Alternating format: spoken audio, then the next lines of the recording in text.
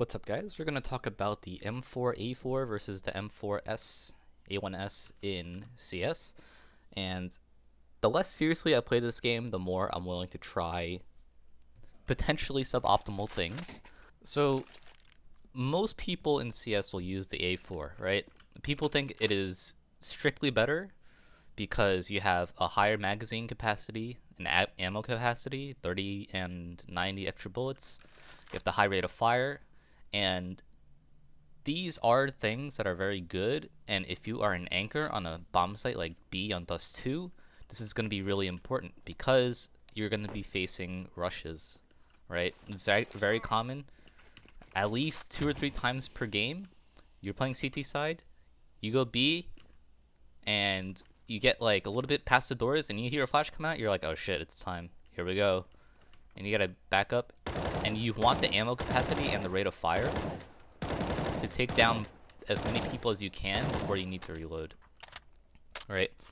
Same thing on Mirage, B on Mirage, same thing on B on Inferno. Basically any map you play B on, except for maybe like Overpass, you kind of want this M4A4 so that you can spray down multiple people at once so you can get the most value out of the round.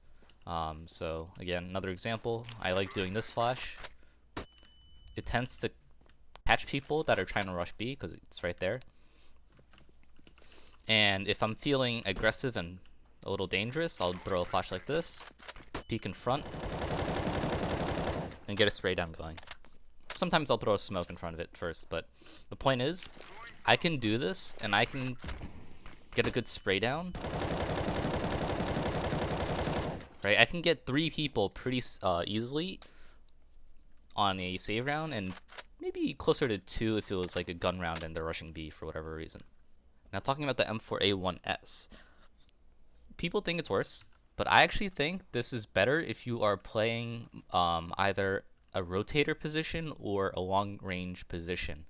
Now on Train, which is not in the map pool anymore, but when I used to play Train, I actually preferred the M4A1S over the A4 because it was a lot easier to control at long range.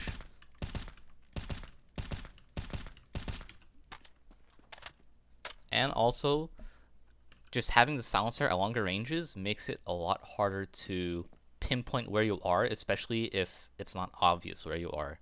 And with a map like Train with so many angles, elevation angles, long range, having the M4A1, having the M4S can actually be a pretty big benefit. There's also the AUG, but you know, whatever. So another thing to mention is the price. The M4S is $2,900. It's $200 cheaper than the M4A4 here. So you can consider the situation where you are very low on money. Let's say you lose pistol, you lose the second round on a save. Now you're on the third round with about 4,300. Let's just say you buy a helmet for whatever reason, and now you have 3,300. With the M4A4, you lose 3,100, so you have 300 left.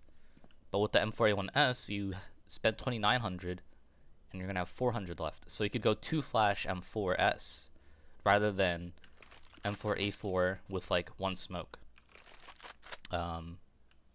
Again, you might pick up the smoke anyway and argue that the smoke is more important, but what I'm trying to say is you can get more utility with the M4A1S compared to the M4A4. And if you're playing a rotator position, this utility can actually become handy, right? Imagine playing mid-door and Dust 2 with only a smoke. The smoke is not really the most effective piece of utility when defending. On the other hand, if you had like a smoke and a flash, then you can kind of try to do something, right?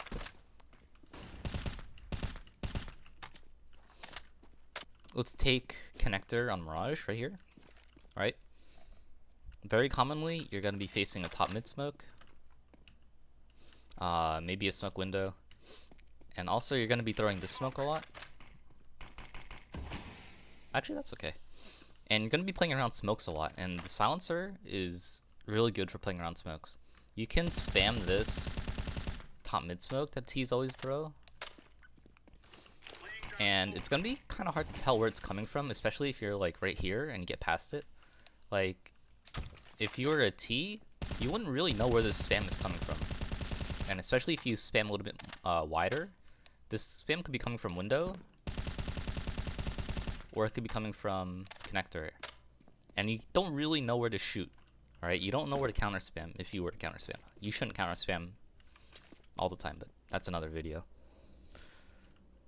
Furthermore, if you have good one-ways, I know there's a one-way somewhere over here where you can like get on top of this and, you know, get some kills like this. I don't actually know where it is, but I've seen it done before a few times in games. And if you have the M4S, it's a lot harder to figure out where you died from because all you see is a smoke there and you're getting shot at. So it doesn't really register in your head where you're getting shot from as quickly. Are you getting shot from like window that you just can't see for whatever reason? Did you miss something here or down here? You get shot, you look around, you don't see anything, right? You don't look at the obvious spots, or you do look at the obvious spots, but you don't see anything. So imagine the same situation if you had an M4A4, right? You throw a smoke down, right? Once you spot someone and you start shooting, from the T perspective, they're gonna be like, oh, I'm getting shot from the smoke. Oh, it's in the smoke. He's on the rail. And you're gonna counter spam. So when you have the A4 and you're trying to one-way people, you need to make sure you get the kill. Whereas with the M4S, you can have a little bit of like room for error with your shooting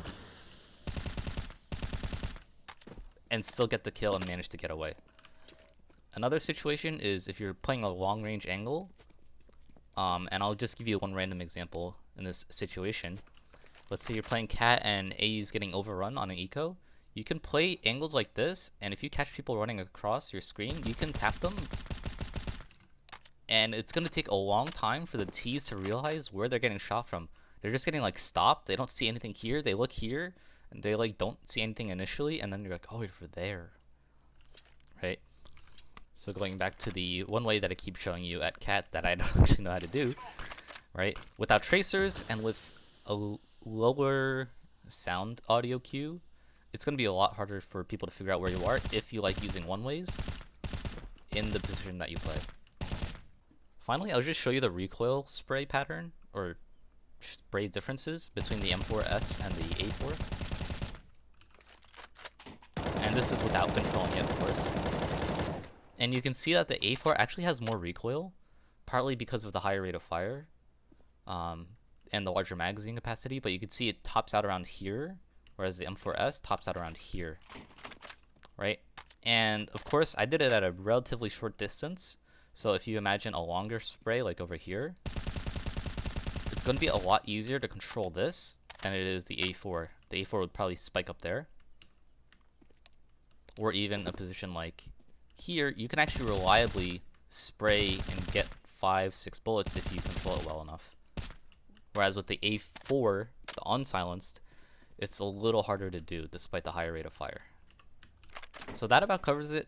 The main point about using the M4A1-S is that you don't get tracers, it's a little bit cheaper, and you can play around smokes and be a lot more tricky with the M4A1-S. Whereas if you're going to use the A4, it's better suited for people that play anchor positions that are prone to multi-man rushes, like be on Mirage right here. So anyway, thanks for watching, and like the video if you liked the video.